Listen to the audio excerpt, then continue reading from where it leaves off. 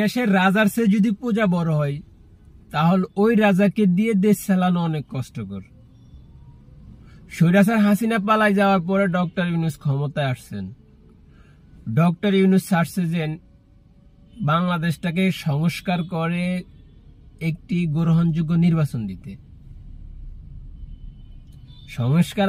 সংস্কারের আগে যদি একটা নির্বাচন দেওয়া হয়, তাহলে বাংলাদেশের বর্তমান যে পরিস্থিতি, জনগণ পুলিশ মানে না, সেনাবাহিনী মানে না, বিডিআর মানে না, এখন যদি নির্বাচন হয় কিছু কিছু দল, আমার মনে হচ্ছে ভোট কেন্দ্র থেকে ভোটের বাক্সা নিয়ে দৌড় দিয়ে ফেলাইব।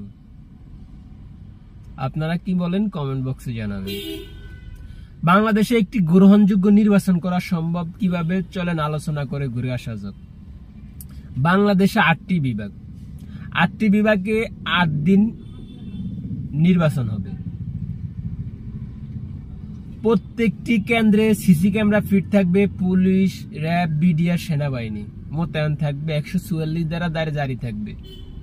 ভোট শেষ বিকালবেলা ভোট কেন্দ্র থেকে ফলাফল ঘোষণা করবে।